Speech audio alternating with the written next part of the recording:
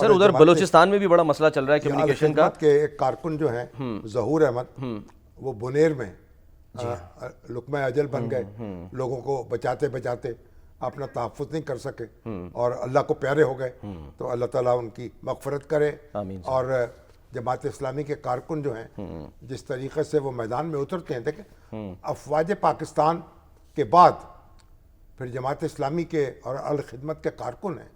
جو کہ دن رات ایک کیے ہوئے، بالکل بے لوث خدمت بے لوث خدمت کر رہے ہیں۔ ایگزیکٹلی ہم سر وہی بات ہو جاتی ہے کہ جب ان لوگوں کو سوچنا چاہیے جو یہ کہتے ہیں کہ جی پاک فوج جو ہے اس کو علاقے سے نکالو اور وہاں سے وہ کرو، ہاں وہ سر بڑا یعنی کہ اب اس وقت وہی ہے نا، پاک فوج ہی ہے نا پیش وہی۔ ہاں ایک احمق لوگ ہیں، ایک طرف وہ کہتے ہیں کہ جو دہشت گرد ہیں ان کو سزا ملنی چاہیے، ان کی سرکوبی ہونی چاہیے،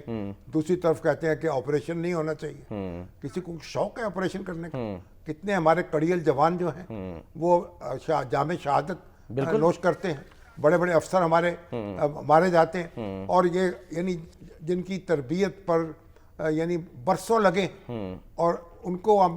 مائیں جو ہیں ان کے بیٹے جو ان کی کوکھ خالی ہو رہی ہے بیٹوں سے، بالکل۔ اور یہ جو لوگ ہیں یہ کوئی وہاں پکنک منانے گئے ہیں وہ، اور اگر وہ واپس آ جائیں تو پھر کون بچائے گا دہشت گردوں سے ان لوگوں کو جو ایئر کنڈیشن کمروں میں بیٹھے اور بکتے ہیں۔ دہشت گردی کی آپ نے بات کی ہے، ایک منصوبہ تھا دہشت گردی کا جو 14 اگست کو یعنی کہ بنایا گیا تھا کہ اس پر عمل کیا جائے، مضمون مقصد، لیکن بلوچستان کی جو حکومت ہے، جو وہاں کے قانون نافذ کرنے والے ادارے ہیں، انہوں نے بروقت کارروائی کی ہے اور بچا لیا۔ لیکن سر وہاں سے تشویشناک خبر یہ سامنے آ رہی ہے کہ جو سہولت کار ہے،